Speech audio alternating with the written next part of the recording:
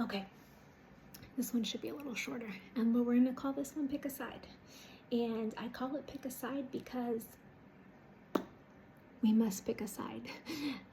I find that, again, the enemy loves to keep us in distraction, in our sin, in chaos.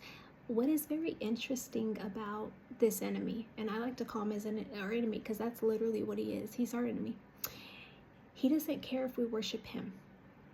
As long as we are not truly following Christ, we are not aligned with him, that is all he cares about. Because if he can keep us distracted, and he can keep us in sin, and he can keep us unsurrendered, unrepented, unsaved, right? He wins. It knows where he's going. He is a defeated opponent. He has limited time. He wants to take as many of us down with him as he can. He doesn't care if we're just going to church on Sunday, but we're doing whatever we want Monday through Saturday. If we're not truly saved, if we're not truly surrendered, if we're not truly following Christ, he just needs to keep us distracted.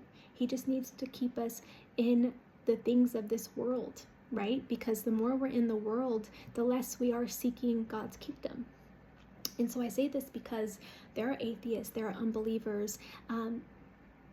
You not believing it is not going to help you. It's not going to, at the end of time, when you have to go in front of God and account for what has been done, and you have to be judged, you're not going to be able to use the excuse of, I didn't know. No, us in our spirits, we know. And the way that the Father works is he sends witnesses. He sends people to talk to you. He sends people to tell you the gospel. And if you choose not to accept it, you choose to wave it off, you choose to not believe, that unfortunately it is on you. And so some people think that maybe if they just stay neutral and they don't pick a side, then they're fine. But understand, neutral, you're still on the enemy's side. That is his fence. He has neutral and everything over here. You need to choose God. You need to accept the salvation that is there waiting for you. It is free.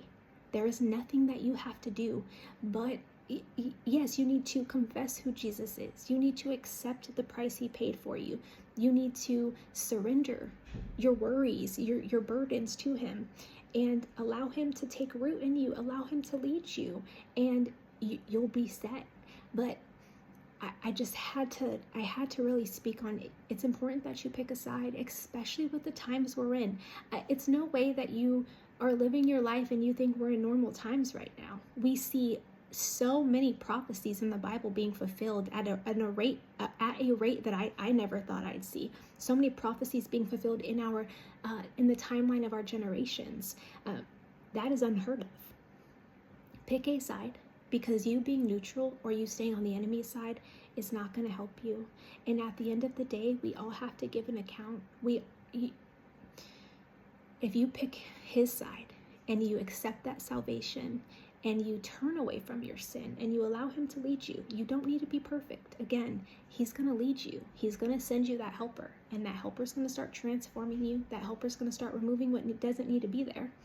And in doing that, you're turning away from your old ways. You're turning away from the world. You're turning away from the sin. He's literally going to start. I like to explain it as like, you'll no longer have a taste for those things. And let him do that for you. Because not believing or being neutral, you're with the enemy. You're on his side. And we already know where he goes. You don't even have to read the whole Bible to know he is a defeated opponent. What's really nice is we know how this story ends. Our Father was so nice that he gave us a word that tells us exactly how the story ends. Be on the winning team. Accept Jesus. He's the only way. Thank you.